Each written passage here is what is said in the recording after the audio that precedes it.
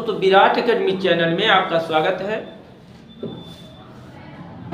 Uttar Pradesh police भर्ती परीक्षा की इस द्वितीय सेशन में कारक प्रकरण के अंतर्गत ये हमारा दूसरा सेशन है। इसके अंतर्गत जो कारक के छूटे हुए पार्ट हैं, आज उसी की चर्चा करेंगे। आइए देखते हैं। क्रिया का फल कर्म कारक, कर्म कारक क्रिया का फल जिस पर पड़ता वो कर्म कारक कहलाता है। क्रिया का फल जिस पर पड़ता है वो क्या कहलाता है? कर्म कारक कहलाता है। विभक्ति चिन्ह, इसका विभक्ति चिन्ह क्या होता है? को होता है। जैसे मोहन ने सांप को मारा, तो जो मारने की क्रिया है, इसका फल, इसका प्रभाव, जो मारने की क्रिया का फल है वो कहाँ जा रहा है? सांप पर।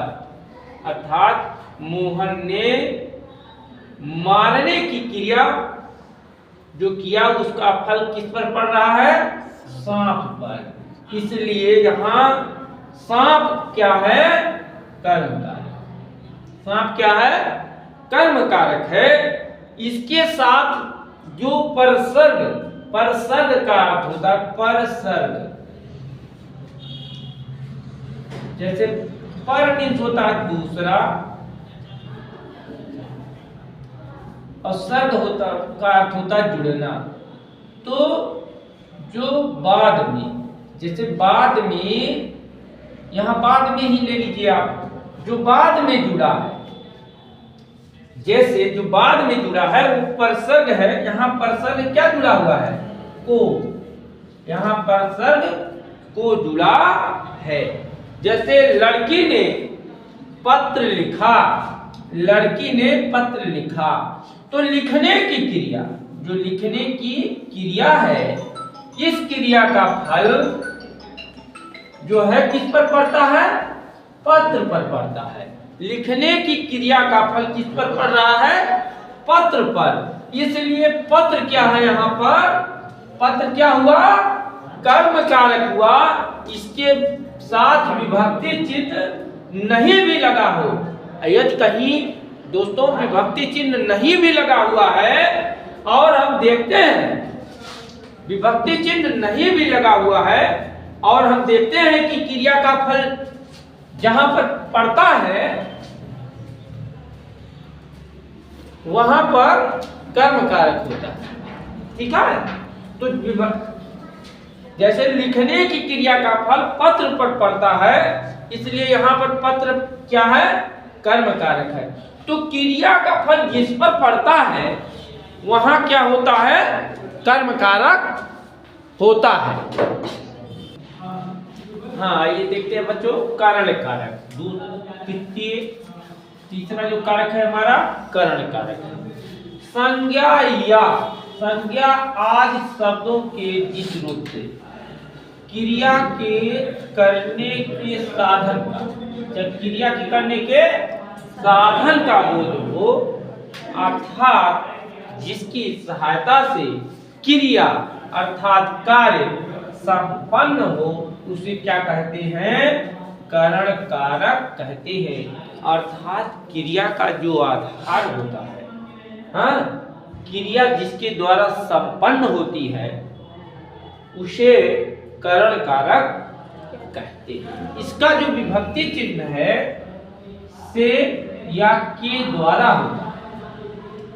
जैसे अर्जुन ने जयद्रथ को बाण से मारा। तो इस वाक्य में अर्जुन कर्ता ने जो मारने का कार्य संपन्न किया वो किससे किया? बाण से किया। बाण से अर्जुन ने जयद्रथ को मारने की क्रिया संपन्न हुई। तो बाण क्या है? मारने की क्रिया का साधन है। जो साधन है वो क्या है?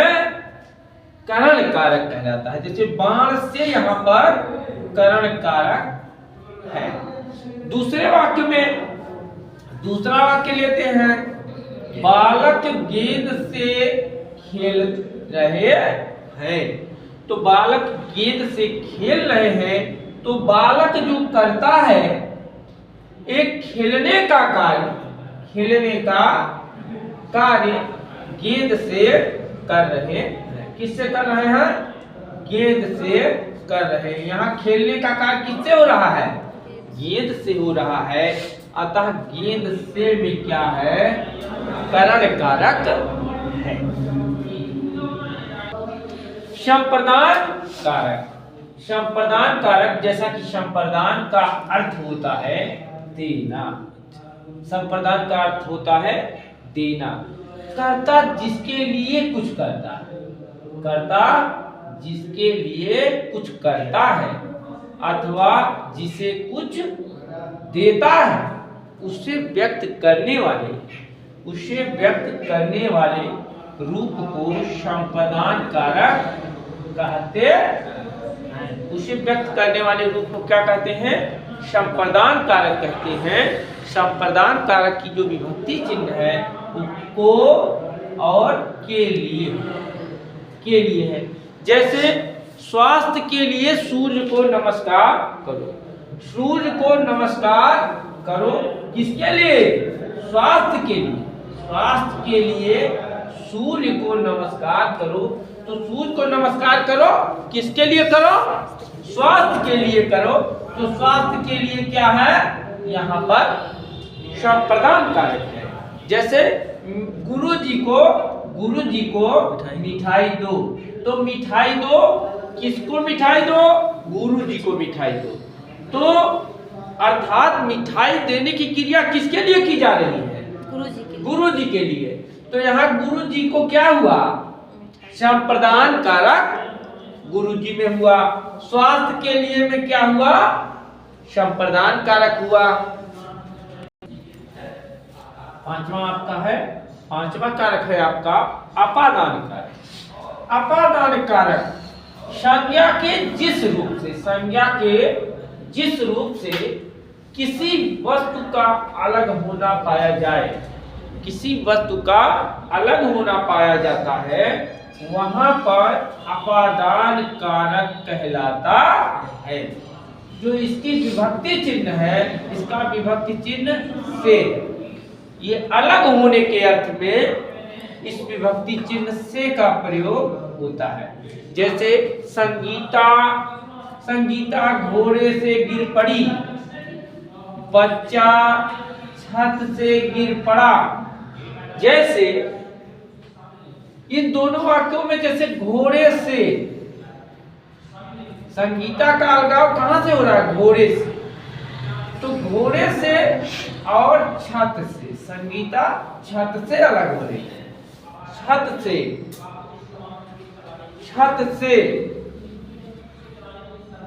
से गिरने में अलग होना प्रकट होता है। इसलिए यहाँ पर जो है घोड़े से, छत से में अपादान कारक है। देखिए छठा जो है आपका कारक संबंध कारक। संबंध कारक शब्द के जिस रूप से एक वस्तु का दूसरे वस्तु से संबंध प्रकट होता है, वह संबंध कारक कहलाता है। जिसका जो विभक्ति चिन्ह है, विभक्ति चिन्ह इसका का, के, की, रा, रे, री होता है। जैसे एग्जाम्पल के तौर पर हम देख सकते हैं, जैसे यह राधे श्याम का बेटा है, तो राधे श्याम का बेटा है। दूसरा, यह सोनाली की गाय है। तीसरा, यह सोनाली की मम्मी है। तो पहले वाक्य में राधे श्याम का बेटे से संबंध है, तो इसलिए यहाँ पर संबंध कारक है।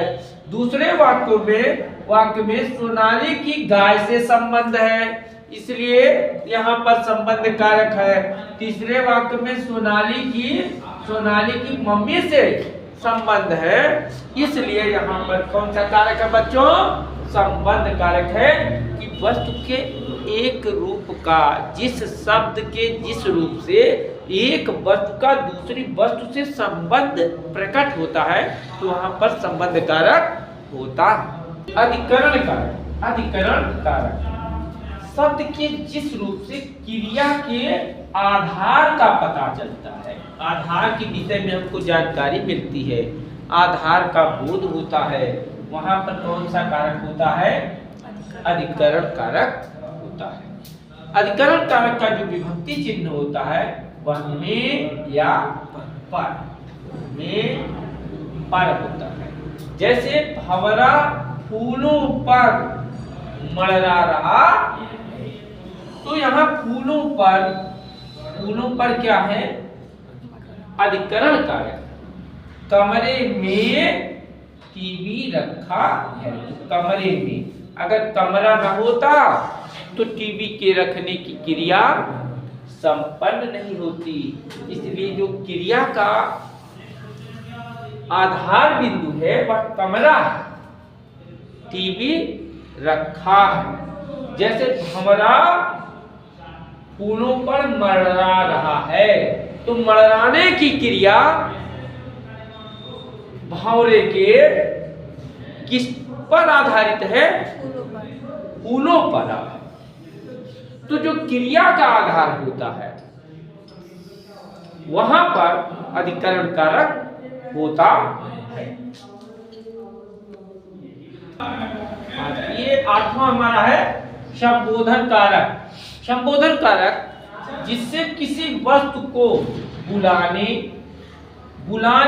अथवा सचेत करने का भाव प्रकट होता है उसे संबोधन कारक कहते हैं। किसी वस्तु को बुलाने अथवा उसको सचेत करने का भाव प्रकट होता है तो वहां पर संबोधन कारक कहलाता है। इसका विभक्ति चिन्ह जो होता है वो हे, अरे।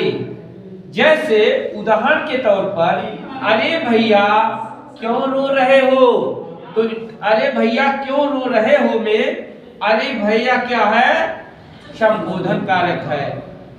और हे गोपाल यहाँ आओ, हे गोपाल यहाँ आओ में हे गोपाल जो है क्या है?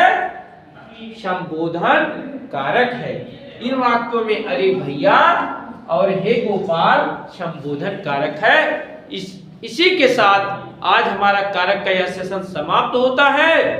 और यूपी पुलिस भर्ती परीक्षा की तैयारी के लिए आप हमारे चैनल विराट एकेडमी को सब्सक्राइब कीजिए, लाइक कीजिए, कमेंट कीजिए। जय हिंद, जय भारत।